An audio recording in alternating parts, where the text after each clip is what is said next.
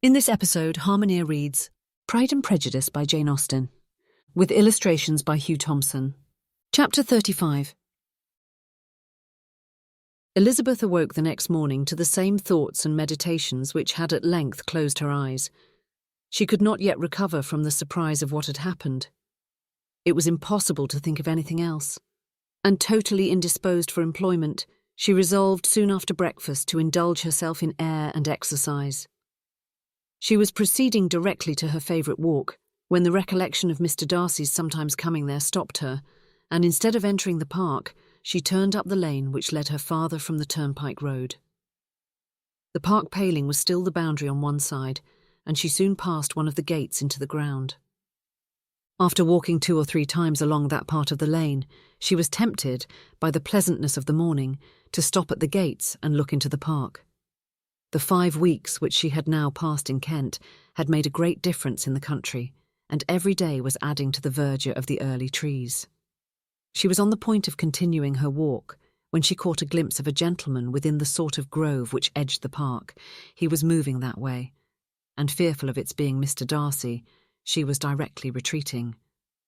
But the person who advanced was now near enough to see her, and stepping forward with eagerness pronounced her name.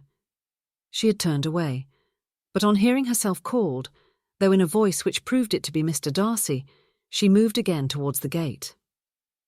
He had by that time reached it also, and holding out a letter, which she instinctively took, said with a look of haughty composure, "I have been walking in the grove some time, in the hope of meeting you. Will you do me the honour of reading that letter?" And then with a slight bow turned again into the plantation and was soon out of sight. With no expectation of pleasure, but with the strongest curiosity, Elizabeth opened the letter, and to her still increasing wonder, perceived an envelope containing 2 sheets of letter paper, written quite through in a very close hand. The envelope itself was likewise full. Pursuing her way along the lane, she then began it. It was dated from Rosings at 8 o'clock in the morning, and was as follows. "Be not alarmed, madam, on receiving this letter, by the apprehension of its containing any repetition of those sentiments, or renewal of those offers, which were last night so disgusting to you. I write without any intention of paining you, or humbling myself, by dwelling on wishes, which for the happiness of both cannot be too soon forgotten, and the effort which the formation and the perusal of this letter must occasion should have been spared, had not my character required it to be written and read. You must therefore pardon the freedom with which I demand your attention. Your feelings, I know, will bestow it unwillingly, but I demand it of your justice. 2 offences of a very different nature, and by no means of equal magnitude, you last night laid to my charge. The first mentioned was, that regardless of the sentiments of either, I had detached Mr. Bingley from your sister, and the other, that I had, in defiance of various claims, in defiance of honour and humanity, ruined the immediate prosperity and blasted the prospects of Mr. Wickham. Wilfully and wantonly to have thrown off the companion of my youth, the acknowledged favourite of my father, a young man who had scarcely any other dependence than on our patronage, and who had been brought up to expect its exertion, would be a depravity, to which the separation of 2 young persons, whose affection could be the growth of only a few weeks, could bear no comparison.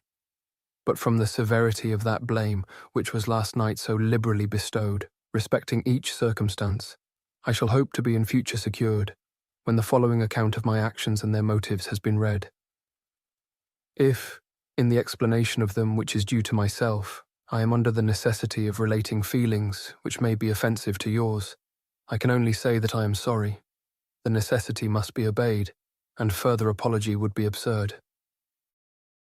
I had not been long in Hertfordshire before I saw, in common with others, that Bingley preferred your elder sister to any other young woman in the country. But it was not till the evening of the dance at Netherfield that I had any apprehension of his feeling a serious attachment. I had often seen him in love before. At that ball, while I had the honour of dancing with you, I was first made acquainted, by Sir William Lucas's accidental information, that Bingley's attentions to your sister had given rise to a general expectation of their marriage. He spoke of it as a certain event, of which the time alone could be undecided. From that moment I observed my friend's behaviour attentively, and I could then perceive that his partiality for Miss Bennet was beyond what I had ever witnessed in him.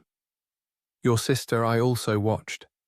Her look and manners were open, cheerful, and engaging as ever, but without any symptom of peculiar regard, and I remained convinced from the evening's scrutiny that though she received his attentions with pleasure, she did not invite them by any participation of sentiment. If you have not been mistaken here, I must have been in an error. Your superior knowledge of your sister must make the latter probable. If it be so, if I have been misled by such error to inflict pain on her, your resentment has not been unreasonable. But I shall not scruple to assert that the serenity of your sister's countenance and air was such as might have given the most acute observer a conviction that, however amiable her temper, her heart was not likely to be easily touched. That I was desirous of believing her indifferent is certain, but I will venture to say that my investigations and decisions are not usually influenced by my hopes or fears. I did not believe her to be indifferent because I wished it. I believed it on impartial conviction, as truly as I wished it in reason. My objections to the marriage were not merely those which I last night acknowledged to have required the utmost force of passion to put aside in my own case. The want of connection could not be so great an evil to my friend as to me. But there were other causes of repugnance. Causes which, though still existing, and existing to an equal degree in both instances, I had myself endeavoured to forget, because they were not immediately before me. These causes must be stated, though briefly. The situation of your mother's family, though objectionable, was nothing in comparison of that total want of propriety so frequently, so almost uniformly betrayed by herself, by your 3 younger sisters, and occasionally even by your father. Pardon me. It pains me to offend you, but amidst your concern for the defects of your nearest relations, and your displeasure at this representation of them, let it give you consolation to consider that to have conducted yourselves so as to avoid any share of the like censure is praise no less generally bestowed on you and your eldest sister than it is honourable to the sense and disposition of both. I will only say, Father, that from what passed that evening, my opinion of all parties was confirmed, and every inducement heightened, which could have led me before to preserve my friend from what I esteemed a most unhappy connection.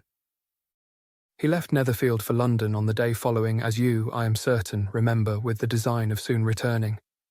The part which I acted is now to be explained. His sister's uneasiness had been equally excited with my own.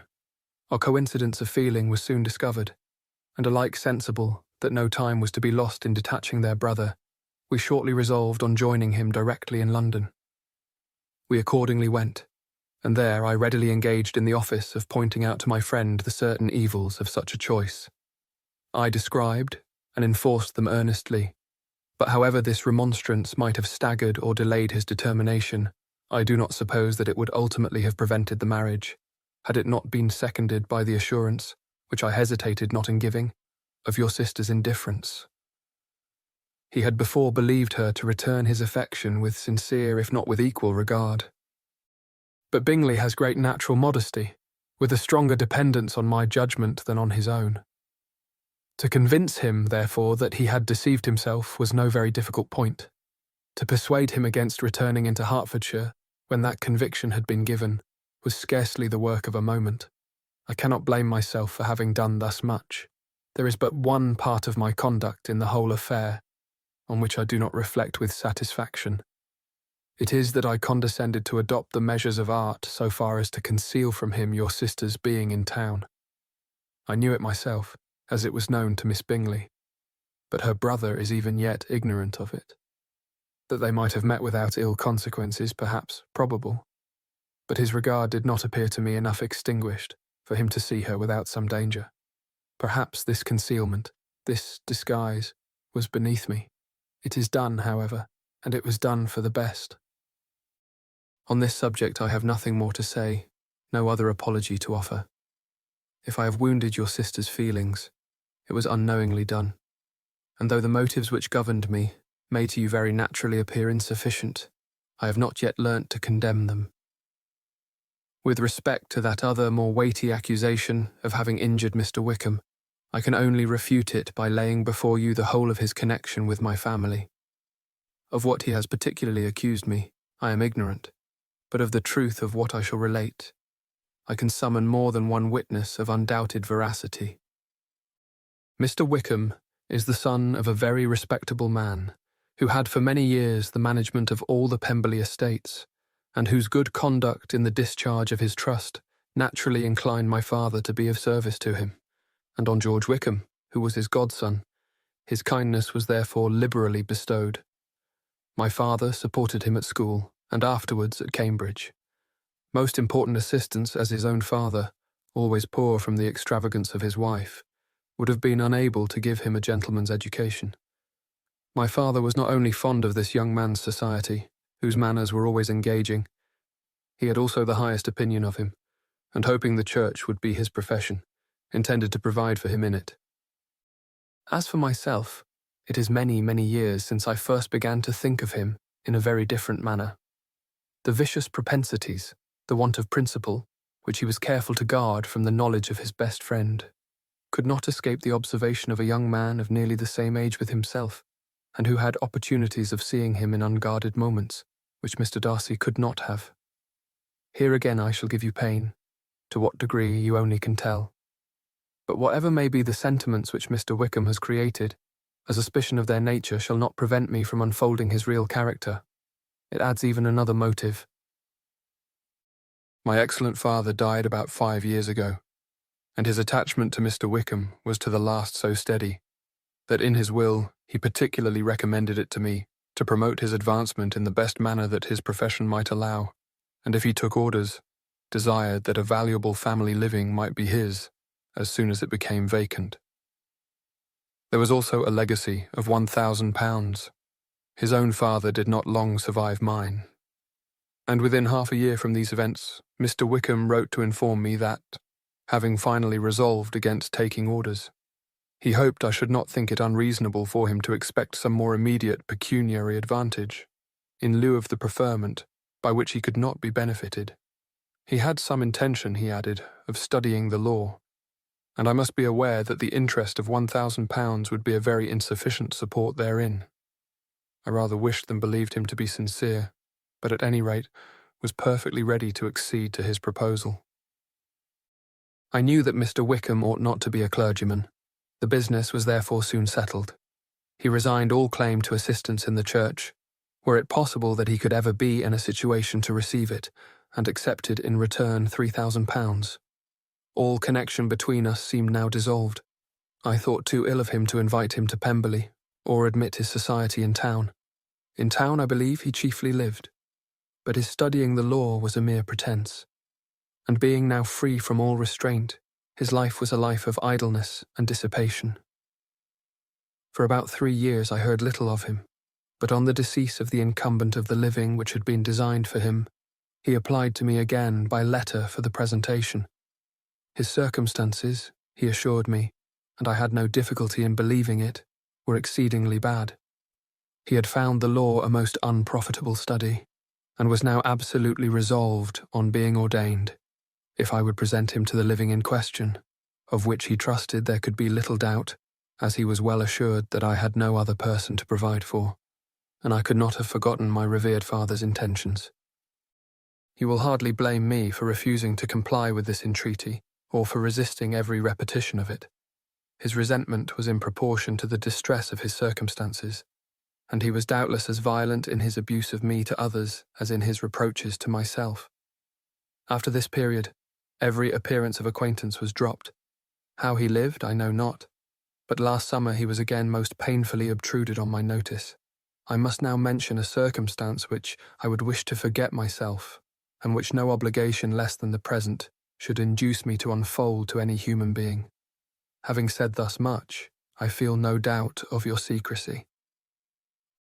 My sister, who is more than 10 years my junior, was left to the guardianship of my mother's nephew, Colonel Fitzwilliam, and myself.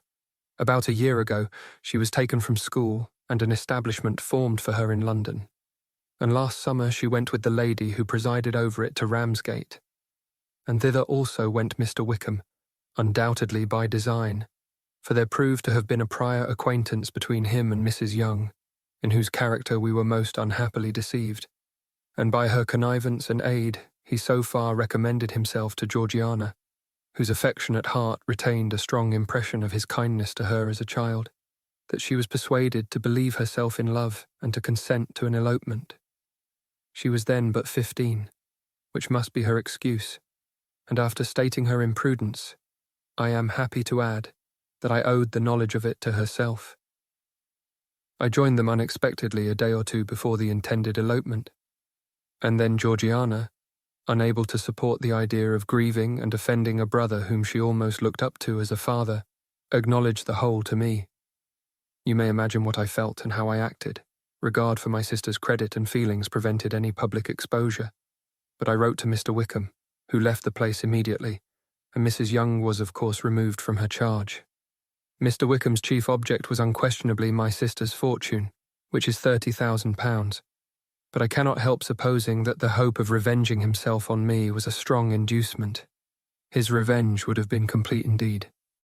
This, madam, is a faithful narrative of every event in which we have been concerned together, and if you do not absolutely reject it as false, you will, I hope, acquit me henceforth of cruelty towards Mr. Wickham.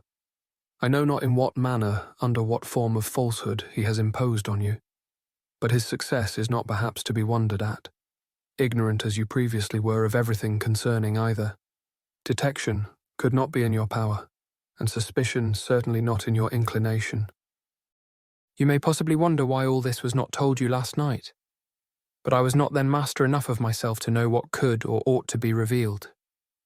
For the truth of everything here related, I can appeal more particularly to the testimony of Colonel Fitzwilliam, who from our near relationship and constant intimacy, and still more as one of the executors of my father's will, has been unavoidably acquainted with every particular of these transactions. If your abhorrence of me should make my assertions valueless, you cannot be prevented by the same cause from confiding in my cousin, and that there may be the possibility of consulting him, I shall endeavour to find some opportunity of putting this letter in your hands in the course of the morning. I will only add, God bless you. Fitzwilliam Darcy.